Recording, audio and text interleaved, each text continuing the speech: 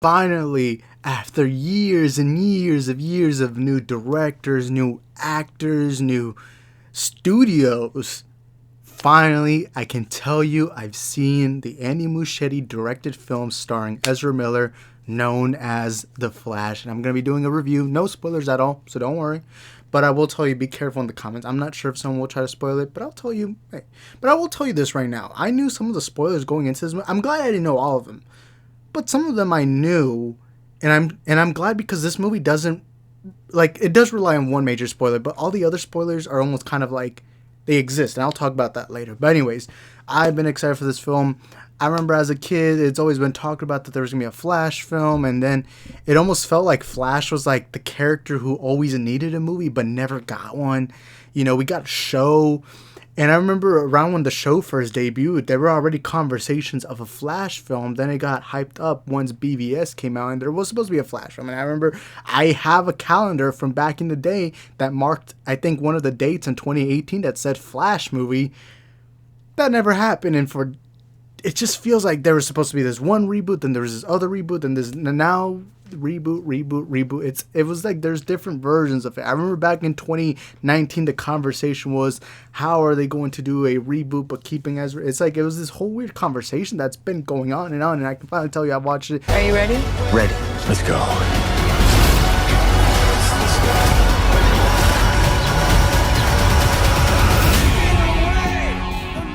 Is it the best comic book movie of all time? No, but that's okay. I didn't need it to be there. I'm going to rank it in a bit, but man, this was a great film. First of all, I'm going to keep, by the way, there's going to be an important message at the end of the video. I'll tell you when it's the end of my video, but it's going to be a message about not just the Ezra thing, but just my channel overall. But the movie's fantastic. It's a great film. I need Andy Muschietti to direct a Batman film because he's had two different Batmans in this movie, and each of them he directs amazing. Was he as good as Zack Snyder? No, but that's okay. I don't need everyone to be as good as Zack Snyder, okay? But I'll definitely tell you, he improves Michael Keaton's Batman to me, not by a significant amount, because I'm not the biggest 89 Batman fan. I think his movies are mid, but certainly this movie slightly improves my thought on Michael Keaton as Batman specifically. But the story is basically Barry finds out he can time travel. He uses that. He goes back into the past to prevent his mother from dying, and that causes, chaos in the new timeline. And he had Sasha Calle, Supergirl, Michael Keaton's Batman, and then he has to team up with another Barry. Then the Man of Steel events, and the movie's really good. First of all, let me just say Ezra Miller's performance was phenomenal. As both Barrys, this movie is very funny. This movie feels like MCU humor if 99% of the jokes actually landed. Like, I'm talking about like Thor: Love and Thunder. Imagine if that movie was actually funny. Imagine how much better that movie would have been. And that's kind of what Flash feels like. All the jokes land for me. I was laughing a lot in this movie. This is the most I've laughed at a DC film since James Gunn's Suicide Squad. And I'll talk a little more about James Gunn's Suicide Squad in a bit. There's gonna be a reason for it. But the movie sets up everything really well. I really like how it goes. The beginning of the movie really is kind of like it's what I wanted the DCU to always be, because I love Zack Snyder's movies, but it felt like it was just big movie after big movie after big movie. I felt like sometimes we needed to take a chill pill, but I feel like at the same time Zack didn't get to fulfill his vision. And I know no one wants to hear me talk about that, but I love Zack's universe. Okay, that's all. I love the Snyderverse. But I really like how the movie started off, and it felt like a Justice League cartoon. It felt like the animated series that I grew up watching, Batman being badass, Flash being cool, and I really like the way they use his Speed Force, speed. It actually starts out really cool. It's all funny. And I really like that they kept on what the Snyder Cut had, which is Barry is very jittery. He's very fast. Like, he wants everything to be done fast. He's very impatient, and I kind of relate to that in a bit. I'm a very impatient person. I'm also very anxious, so I can get Barry there, except for the fact that I can't run fast in the speed of light, but still, pretty big deal. And I really like how the movie starts off. Ben Affleck, great. Ben Affleck, everyone knows he's my favorite Batman. There's a scene here. There's a chase scene you see in the trailer. It's really, really cool, and I really, really like it.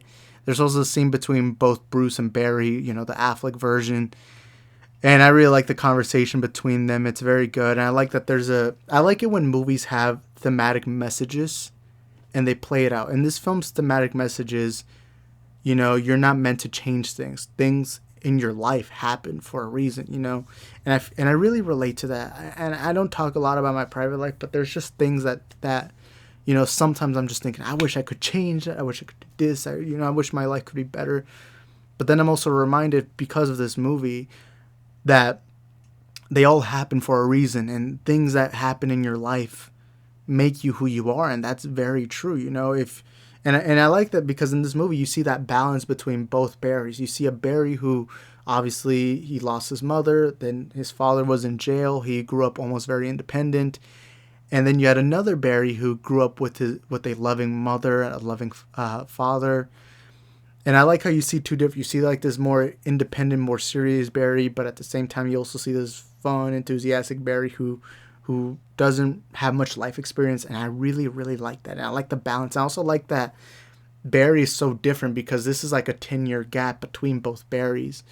And you see how much Barry has changed, how much he's improved. And to the people who found Barry annoying, in Justice League, this movie almost confronts him on that, and I like that, because Barry is probably my favorite character in Zack Snyder's DC universe. Besides Batman and Superman, Barry is my favorite character in Zack Snyder's DCU, and I like that this movie confronts that idea of him, that he's making everything comedic, you know. And I kind of hope that an Avengers film does this with Spider-Man, challenges the characters. You know, why is he so funny all the time? Why is he cracking jokes when these are life stakes? You know, it's all that. I really like the pacing in this film. The film starts off really cool, and I would like to tell you about it, but I'm not going to ruin your experience. I feel like this catching me off guard was pretty cool. But the movie starts off, and immediately you're just in it. You're in the loop. You get the gist of the story. You get the gist of everything. In this movie, because I think recently we've had some movies that haven't paced themselves well. Fast X, Across the Spider-Verse, Rise of the Beast. I feel like there's a lot of movies that don't nail the pacing, and pacing's very important. You got to know how long your movie needs to be. You got to know how long an action sequence needs to be, and you need to know how long an emotional scene needs to be. And Andy Muschietti nails it perfectly in this film. Like, every second of this film felt right. Like, there was never a moment in the movie where I'm like, oh, this is too long, or oh, this is too fast. I know it's a Flash movie, but still. And I like that the movie nails, like, it knows what the pacing is, it knows what you're there for, and it just gives you that, and it gives you that in a coherent story, and I like that. And I like how they explain multiverse and time travel, because these kinds of multiverse movies get too complicated. I feel like right now multiverse is being overtly overused. You know, we just had Across the Spider-Verse, Quantumania kept bringing up multiverse, Loki last year, then we're having the MCU have a multiverse thing, yada yada yada. But I like how this movie kind of explains it. And I won't say, because I feel like too many reviewers unintentionally spoil this movie. I'm sorry, but that's going to be my rant at the end of the video, like I said earlier. But people need to learn how to review movies better. Okay, I'm sorry, but reviewers are just so bad at their jobs. Like, what the hell, bro? Like, no disrespect, but like, at least record yourself before I test it out, and then if you notice you're spoiling something, redo it. Okay, please, for the love of God. Okay, as somebody who watches reviews, please. Okay. Now, sorry for my mini rant, but I really like how they explain it all. The Speed Force is used, the way they visualize the Speed Force is so cool and so awesome that if you had told me, let's say I was in the writing room and they had told me how they were going to visualize the Speed Force, I'd say, that sounds dumb. Why would you do that? But then watching it myself, I'm like, this actually is dope. And it's also a pretty simple way of explaining it to the audience. And I like the way they show multiverse. And I'm not going to say this movie is the best multiverse movie, Everything Everywhere All at Once. That still takes the top, the cherry on top. But the way they visualize multiverse is the coolest way imaginable. Cooler than Spider-Verse, cooler than the way they visualize it is just so dope, man. And I like it. And again, I really like the two Barrys, the balance of them. The movie's very funny, man. I know I've said that already, but the movie is hilarious. And the first act really all sets it up well. Now the second act, I think all three acts nailed it. I know people are criticizing the third act. Gonna get to that more later. I like the third act, but now let's get into what you really all want to know. Michael Keaton's Batman. Now, as somebody who's not a fan of Keaton's Batman, I don't like his movies all that. They're decent. They're decent. They're all right. You know? But Keaton in this movie, it's funny because before this movie was coming out, people were like, oh, just edit this movie into a Batman film. And I look at this movie, I'm like, that would have been impossible. How the hell do you edit? Because I think there's only one scene in the movie where Batman is alone. Only one scene. Barry was in every scene. And again, Ezra Miller, phenomenal. I really wish that he hadn't done what he did, because I would have wanted him to stay as Flash, because he's not just good as one Flash, he's good as two Flashes. He's good as a comedy. He's good at the emotional scenes. He's good at everything, bro. It's all cool. And the suit, by the way, the suit is badass. I don't care when anyone says, oh, it looks so weird. It literally looks comic accurate. I don't know what to tell you, bro. This is why I hate talking to comic fans, because it's like you guys complain when you ask for something. Then when you get it, it's like you start crying and bitching about, oh, I'm getting out the loop. But Michael Keaton's Batman, he doesn't get too much. As much as I expected, because the marketing has all been on him. But to me, looking at the larger story in this film, he kind of just felt like a way to tell you, hey, things are different in this timeline. And that's all he really felt like. Not saying he wasn't cool. I mean, when you first see him, he's not very cool. He's just kind of weird in a way. But then later, the action scenes, there's like a couple of action scenes with him that are pretty cool. Using the CGI and the modern day VFX on him now, significantly better than back in the 90s when they made his films. And I really like that. And I really like that you can tell that like pretty quickly. And I really like his scenes with Barry. I think one of his best scenes was around the fight against Zod. That was one of the best scenes with Michael Keaton, not just in this film, but to me overall as his Batman and his legacy. Overall, he had cool scenes. That's about it. Not too much to talk about him. And it's crazy because, and I don't mean to be that guy, but I feel like the posters just didn't match what the movie really was. Because the posters show you our Barry, Michael Keaton's Batman, and Sasha Calle Supergirl. When in reality, this movie should have been Speed Force around and the two Barrys in the poster. Because Supergirl and Batman aren't really in this movie too much. Both versions of Batman that we see. And now let's get into Supergirl. But that was just a little. That was my immediate thought when I think once we got to the second act, and that thought's still in my head. But now we have Sasha Calle Supergirl. She is great. Sasha Calle, she is great. You know, she did great with what she had. I saw so many people hyping her up. I don't get the hype. She did great, but Supergirl was not really in the movie all that much. Like, I don't mean, there was a cool scene with her. There was two specific cool scenes with her. Or moments. Not scenes per se, but moments. And that's about it. You don't really get much of a development with her. You don't really get to like her all that much. She's just kind of there. She's cool for the moment she is. Now, if they told me Sasha Calle is going to be the Supergirl for James Gunn's universe, cool. That would be cool, but even if they weren't to cast her, I'd be fine with that too, because while she is cool, Sasha Calle is cool in this movie, she's not in it much for me to be like, oh, she's cool and all that, because I saw so many reviews. They were all from early screening, so maybe the movie's edited differently. I doubt that, but you know, Supergirl is so hardly in the movie that I'm even surprised I even have to bring her up in this review. And that's about it. That's all I got with her. Now to get to my nostalgic bait of the movie, and that is General Zod. Man of Steel was a movie that came out when I was 11 years old. I love Man of Steel. And Zod in this movie, it's cool for it. I like that they brought back Michael Shannon, but again, he's kind of just a background character. But that's what I like about this movie so much. It doesn't rely on nostalgia. I hate that this marketing tricks you into thinking it's about nostalgia. If you look at the marketing, it's just, hey guys, Michael Keaton's Batman's back. Oh guys, General Zod's back. Oh hey, it's Barry. It's all that. But the movie relies on cameos so little that when I left the movie, I wasn't talking about, oh, the cameos are so cool. I just kind of thought, oh, I forgot those cameos even happened. And that's how good this movie is. This movie is not about celebrating the DC universe. By the way, there was a lot of reviews saying that this is a celebration of the DC, forever, like DC universe as a whole. No, I mean, it's a celebration of what I want the DC universe to be. And it's a celebration of bringing back Michael Keaton, Ben Affleck, and Man of Steel. But besides that, it's not really a celebration. It's really a cohesive story about Barry Allen, a boy who misses his mother. And he destroys the world. And I'm just kidding. That's not.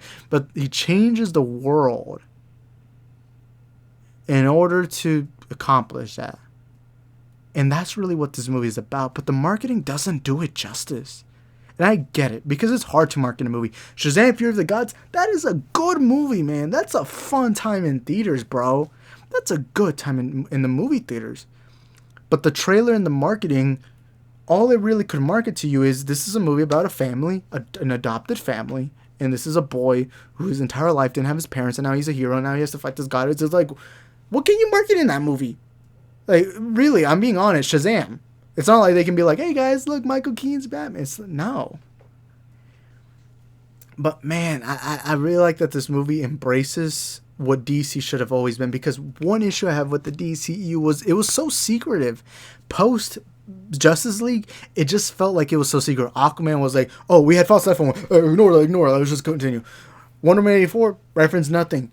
Birds of Prey, reference nothing. It was like every one of the DCU movies was so scared to tell you that it's in a larger universe. And I'm glad this movie finally embraces that. But it's too little too late. And again, there's some cool Speed Force scenes. Sasha Calle, Supergirl's cool. The way everything, I want to talk spoilers. Obviously I can't. Both varies again, cool. Everything about the movie's cool. Now let me get to cameos. Not going to spoil them. But again, the cameos are just kind of there. Like, I know some people are going to go into the movie being like, oh. And there's some cameos, I won't lie to you, they made me laugh. But the cameos were so, like, they didn't matter to the story that I don't think about it. And I'm not talking about, like, Michael Keaton's Batman. I mean, he was significant, but, like, the other cameos was just kind of like, that's about it. I mean, that's all I got to say about that. And that's all I'm going to say, because I hate that people are talking about the cameos. I feel like more people are talking about the cameos than the movie itself, even though the cameos are barely even a part of the film. If you remove the scenes with the cameos and threw them out and deleted them, this would still be just as great of a film. Am I going to say this movie is a masterpiece? I'm going to really have to think about that. But, yeah, this movie's great. And I really love it. I think I will say it's a great film, and I love this film. Now, where do I rank it? I rank it probably 5th place in my DCEU ranking. At number 1, I have Zack Snyder's Justice League. At number 2, I have Batman vs. Superman. At number 3, I have James Gunn's Suicide Squad. At number 4, I have Man of Steel. And now at number 5, I have The Flash. I prefer it over Wonder Woman. I prefer it over Shazam, Aquaman. And it does reach that top 5 for me. And I love this film. It's a movie that embraces everything that I wanted it to be. And the emotional scenes really hit you. There's a specific emotional scene that literally got me teary. And I feel like this movie also gives a lesson to everyone. I feel like everyone can take a lesson out of this. And this is, your past makes you who you are. And you can't just change things. And I have this sign right here. Let me get it real quick. I have a sign. After the Snyder Cut came out, I have this sign that I wrote down. It says, make your own future, make your own past. It's all right now. And every time I'm feeling down, every time I'm working hard, because every day I've been working hard recently to accomplish my dreams, I look at that sign and it just gives me inspiration. And this movie is the definition of that sign that I just popped up. And that's why I love this movie so much. And it's a great film. And really, guys, go check it out. It's a fun film. It's funny. It's emotional. It feels like everything a comic book movie should be. I'm not saying, because not every comic book movie needs to be the best, and that's okay. But this movie knows what it is and gives you what you need. And it's not the best comic book movie like some people were saying, but it definitely is a phenomenal one that I'm going to love and appreciate, And, I mean, yeah, it's so great. It's so good. And while I don't agree with a lot of the way people are talking about this movie, there's one thing I agree with, and that's with Tom Cruise, and that's this is the kind of movie we need nowadays. A movie that while it has spectacle and while it has action, it doesn't focus on that. It focuses on raw emotion and a raw story of human beings. As I was editing this video, I forgot to bring up two things. That is the main villain of this movie and the CGI. Now, the villain in this movie is a secret, but if you've been keeping up with the marketing and everything, you know who it is. So I'm still not going to say it because there's probably people watching this video who haven't been keeping up with all that stuff. But the villain's cool.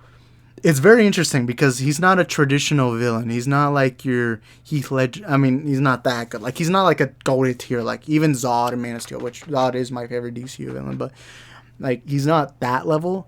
But I like what they do with the character. And I like how they tell this character's story throughout the film. And it's very interesting. I know people are going to criticize it, but I really like the way they did it. I feel like it's so different, so unique. And in a time where comic movies kind of feel generic, I like that this movie, that's another thing I don't think I brought up in my review, but it just doesn't do everything you expect from, I mean, you get the CGI fights and all that, but I mean, the way the movie does things is really cool and really dope. And it's very unique, and especially the way they tell the villain story. That's very unique, something I didn't really expect them to do, but it's pretty cool how they did it. This movie is also very inspired by Flashpoint, but it's not Flashpoint. But I was thinking about this after when I was editing the video, and I was like, dang, yeah, this movie feels like it feels like Flashpoint, but different in how it's told. And I like that. I like it when story makers actually change things, actually do their own things, bro. And I like that this movie does that. Now let me talk about the CGI because that gets heavily criticized. There is some horrible.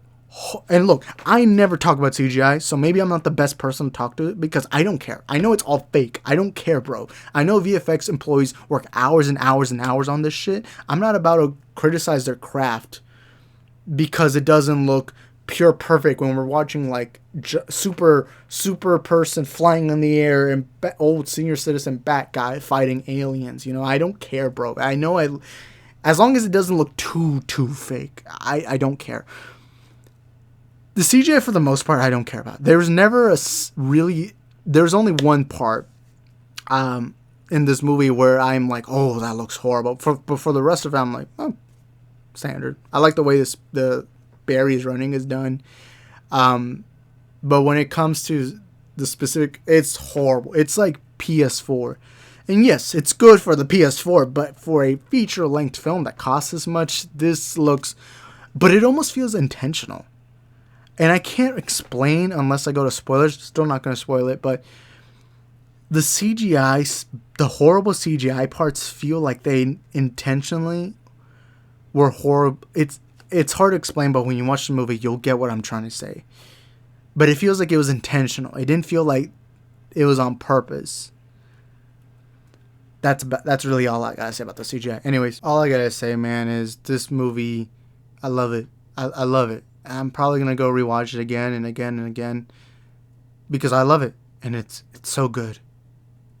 And it really saddens me that Ezra is unlikely to come back for everything. I'm not going to talk about that. I already sound like a broken record player. Everyone already knows my thoughts.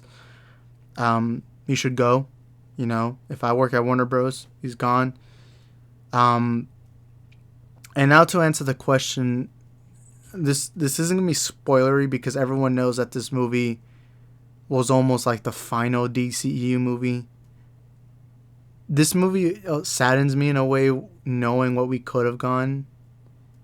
And instead, years of Hamada, Toby, all these people who couldn't figure out what to do with DC, kind of throwing it under the mud. It makes me happy James Gunn's coming in. Because... I think this movie sets it up really well. I think this movie really nails how you could go into another era of DC. But that's all I'm going to say. Because then if I go on longer, I'm going to end up spoiling something. But yeah, phenomenal. Great movie. And I forgot to say this. It's not as good as Guardians Volume 3. brows say it's better than Spidey, but that's all subjective. I know people are gonna disagree. A lot of people love Spidey. I really like Spideyverse, but the Flash, man, to me, if right now you told me, hey Isaac, do you want to go watch this or that movie? I watched both of them once. I'd go with the Flash easily. I'd say the Flash is funnier and more emotional. But that's just me. That's all subjective. I know people are gonna disagree with that, and that's okay. That's cool. That's all I care about. And I want to talk about this in spoilers, but I'll do that later on in a live stream or do its own separate video. But now let me talk about what this movie means not to my channel.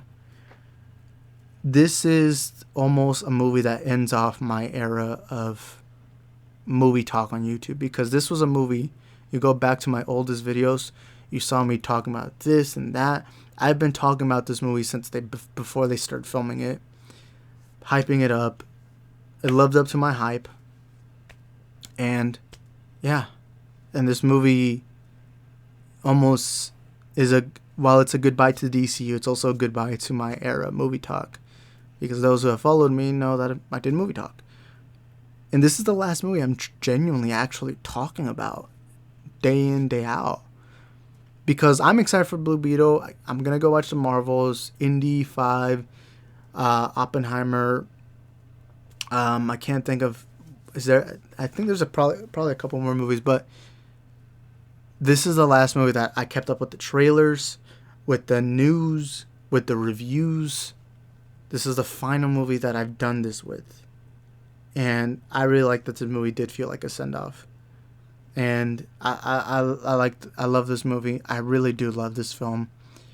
And I am gonna miss this era of YouTube, but I've already moved on a couple months ago, changing up my content for better or worse. That's up to you to decide. But this movie almost was the nail in the coffin of that. I'm still gonna upload movie reviews here, but you're never gonna see me talking about, oh, this guy joined this movie. I might like TikTok. I might get TikTok, put like shorts on my second channel. Like the TikToks I make, I'm put them as shorts on my second channel.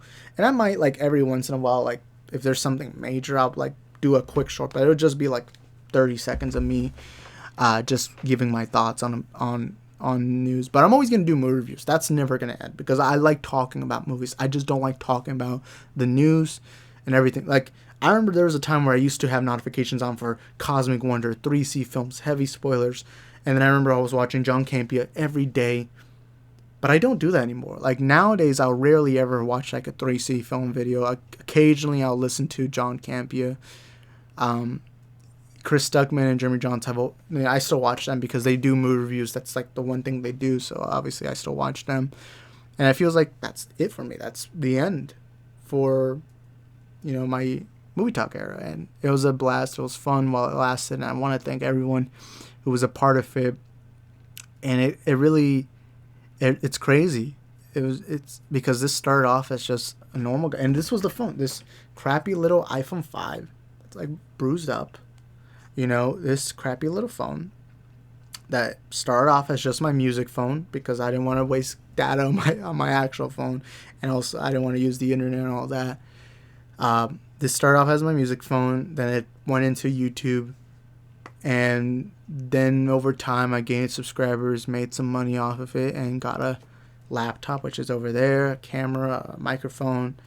And it's made me more confident in myself. I've talked to people I never thought I'd talk to.